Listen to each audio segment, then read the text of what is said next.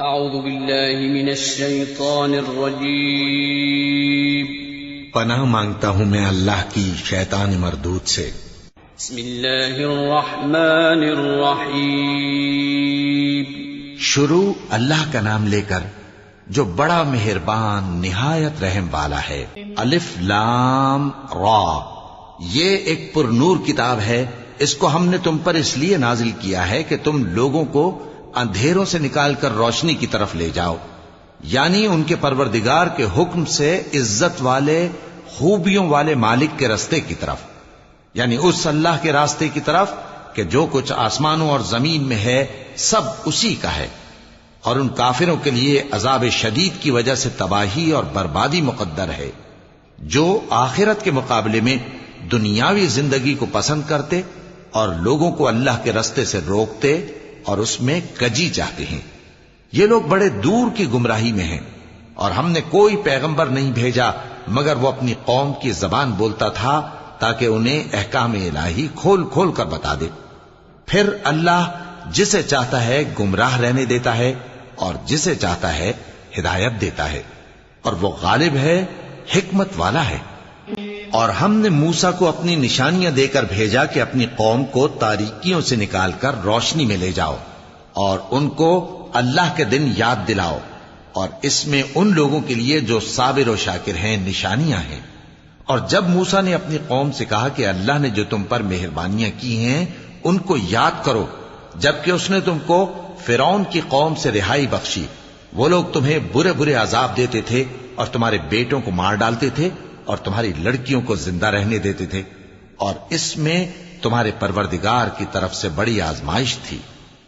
اور جب تمہارے پروردگار نے تم کو آگاہ کیا کہ اگر شکر کرو گے تو میں تمہیں زیادہ دوں گا، اور اگر ناشکری کرو گے تو یاد رکھو کہ میرا عذاب بھی سخت ہے۔ اور موسیٰ نے صاف صاف کہہ دیا کہ اگر تم اور جتنے اور لوگ زمین میں ہیں سب کے سب ناشکری کرو تو بھی اللہ بے نیاز ہے، قابل تعریف ہے۔ بھلا تم کو ان لوگوں کے حالات کی خبر نہیں پہنچی جو تم سے پہلے تھے، یعنی نوح اور عاد اور سمود کی قوم اور جو ان کے بعد تھے، جن کا علم اللہ کے سوا کسی کو نہیں۔ جب ان کے پاس ان کے پیغمبر نشانیاں لے کر آئے تو انہوں نے اپنے ہاتھ ان کے منہوں پر رکھ دیے کہ خاموش رہو، اور کہنے لگے کہ ہم تو تمہاری رسالت کو تسلیم نہیں کرتے، اور جس چیز کی طرف تم ہمیں بلاتے ہو ہم کو اس میں بھاری شک ہے۔ ان کے پیغمبروں نے کہا کیا تم کو اللہ کے بارے میں شک ہے جو آسمانوں اور زمین کا پیدا کرنے والا ہے؟ وہ تمہیں اس لیے بلاتا ہے کہ تمہارے گناہ بخشے اور ایک مدت مقرر تک تم کو مہلت دے۔ وہ بولے کہ تم تو ہمارے ہی جیسے آدمی ہو، تمہارا یہ منشا ہے کہ جن چیزوں کو ہمارے بڑے پوجتے رہے ہیں ان کے پوجنے سے تم ہمیں روک دو، تو اچھا کوئی کھلی دلیل لاؤ، یعنی معجزہ دکھاؤ۔ پیغمبروں نے ان سے کہا کہ ہاں ہم تمہارے ہی جیسے آدمی ہیں، لیکن اللہ اپنے بندوں میں سے جس پر چاہتا ہے نبوت کا احسان کرتا ہے، اور ہمارے اختیار کی بات نہیں کہ ہم اللہ کے حکم کے بغیر تم کو تمہاری فرمائش کے مطابق معجزہ دکھائیں، اور اللہ ہی پر مومنوں کو تو بھروسہ رکھنا چاہیے۔ اور ہم کیوں اللہ پر بھروسہ نہ رکھیں حالانکہ اس نے ہم کو ہمارے دین کے سیدھے رستے بتائے ہیں، اور جو تکلیفیں تم ہم کو دیتے ہو اس پر ہم صبر کریں گے، اور اہل توکل کو تو اللہ ہی پر بھروسہ رکھنا چاہیے۔ اور جو کافر تھے انہوں نے اپنے پیغمبروں سے کہا کہ یا تو ہم تم کو اپنے ملک سے باہر نکال دیں گے یا تم ہمارے مذہب میں واپس آ جاؤ۔ پس ان کے پروردگار نے ان کی طرف وحی بھیجی کہ ہم ظالموں کو ہلاک کر دیں گے اور ان کے بعد تم کو اس زمین میں آباد کر دیں گے۔ یہ اس شخص کے لیے ہے جو قیامت کے روز میرے سامنے کھڑے ہونے سے ڈرے اور میرے عذاب سے خوف کرے۔ اور پیغمبروں نے اللہ سے فتح چاہی اور ہر سرکش ضدی نامراد رہ گیا۔ اس کے پیچھے دوزخ ہے اور اسے پیپ والا پانی پلایا جائے گا، وہ اس کو گھونٹ گھونٹ کر کے پیے گا اور گلے سے نہیں اتار سکے گا، اور ہر طرف سے اسے موت آ رہی ہوگی مگر وہ مرنے میں نہیں آئے گا، اور اس کے بعد سخت عذاب ہوگا۔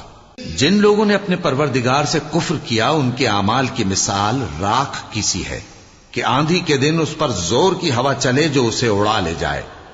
اسی طرح جو کام وہ کرتے رہے ان پر ان کو کچھ قابو نہ ہوگا. یہی تو پرلے سرے کی گمراہی ہے.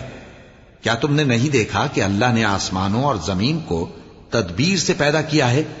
اگر وہ چاہے تو تم کو نابود کر دے اور تمہاری جگہ نئی مخلوق پیدا کر دے، اور یہ اللہ کو کچھ بھی مشکل نہیں.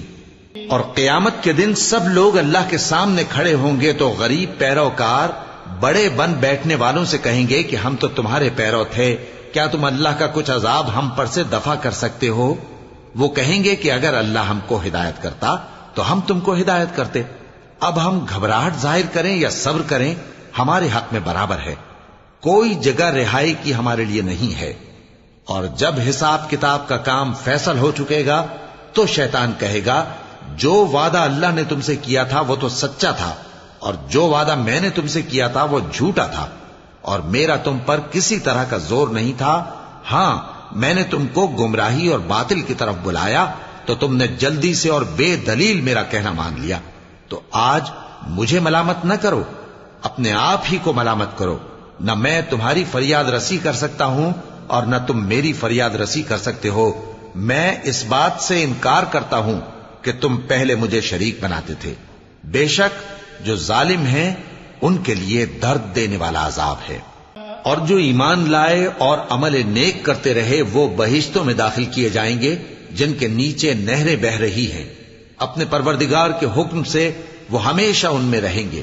وہاں وہ ہر ملاقات پر ایک دوسرے کو سلام کہیں گے.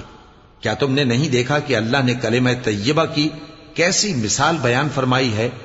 وہ ایسی ہے جیسے پاکیزہ درخت جس کی جڑ مضبوط ہو اور شاخیں آسمان میں پھیلی ہوں. وہ اپنے پروردگار کے حکم سے ہر موقع پر پھل لاتا ہو. اور اللہ لوگوں کے لیے مثالیں بیان فرماتا ہے تاکہ وہ نصیحت حاصل کریں. اور ناپاک بات یعنی غلط عقیدے کی مثال ناپاک درخت کی سی ہے کہ وہ زمین کے اوپر ہی سے اکھیڑ کر پھینک دیا جائے، اس کو ذرا بھی قرار و ثبات نہیں.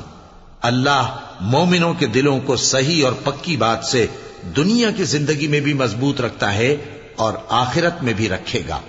اور اللہ بے انصافوں کو گمراہ کر دیتا ہے، اور اللہ جو چاہتا ہے کرتا ہے.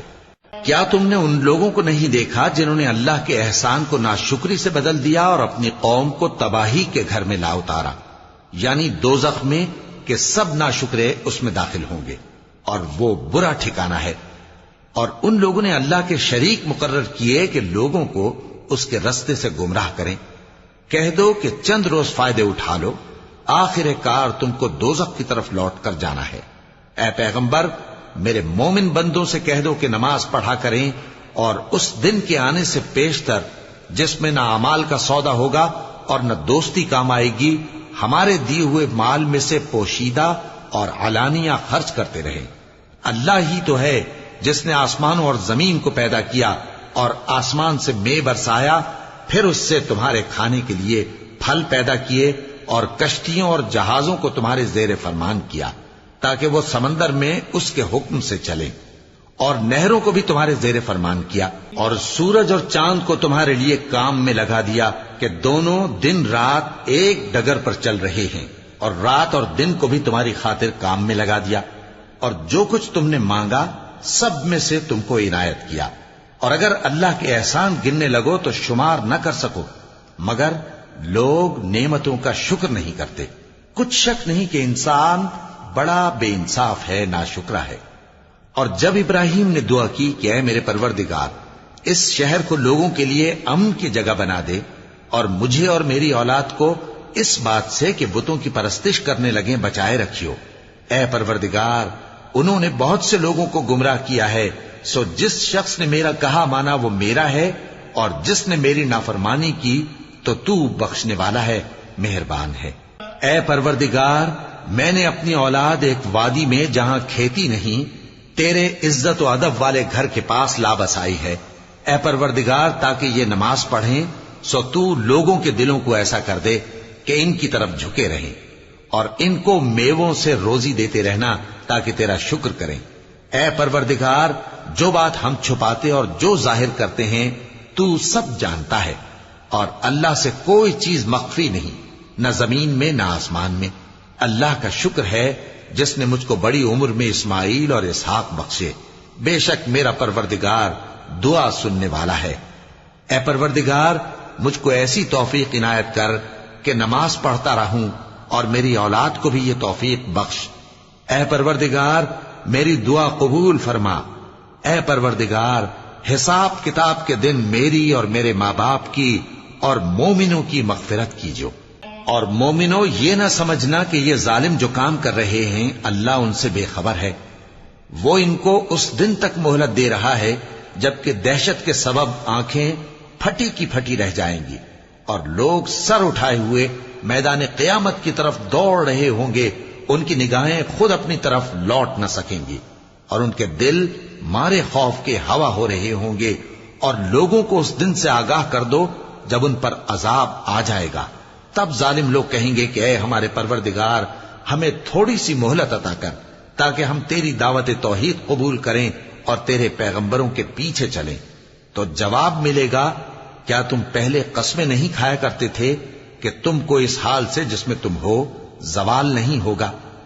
اور جو لوگ اپنے آپ پر ظلم کرتے تھے تم ان کے مکانوں میں رہتے تھے اور تم پر ظاہر ہو چکا تھا کہ ہم نے ان لوگوں کے ساتھ کس طرح کا معاملہ کیا تھا اور تمہارے سمجھانے کے لیے مثالیں بیان کر دی تھیں. اور انہوں نے بڑی بڑی تدبیریں کی اور ان کی سب تدبیریں اللہ کے ہاں لکھی ہوئی ہیں. گو وہ تدبیریں ایسی غضب کی تھیں کہ ان سے پہاڑ بھی ٹل جائیں. تو ایسا خیال نہ کرنا کہ اللہ نے جو اپنے پیغمبروں سے وعدہ کیا ہے وہ اس کے خلاف کرے گا. بے شک اللہ زبردست ہے، بدلہ لینے والا ہے. جس دن یہ زمین دوسری ہی زمین بنا دی جائے گی اور آسمان بھی بدل دیے جائیں گے اور سب لوگ اللہ کے سامنے نکل کھڑے ہوں گے جو یکتا ہے بڑا زبردست ہے. اور اس دن تم گناہگاروں کو دیکھو گے کہ زنجیروں میں جکڑے ہوئے ہیں. ان کے کرتے تارکول کے ہوں گے اور ان کے چہروں کو آگ لپٹ رہی ہوگی. یہ اس لیے کہ اللہ ہر شخص کو اس کے اعمال کا بدلہ دے. بے شک اللہ جلد حساب لینے والا ہے. یہ قرآن لوگوں کے نام اللہ کا پیغام ہے تاکہ ان کو اس سے ڈرایا جائے اور تاکہ وہ جان لیں کہ وہی اکیلا معبود ہے اور تاکہ اہل عقل نصیحت حاصل کریں. صدق اللہ العظیم.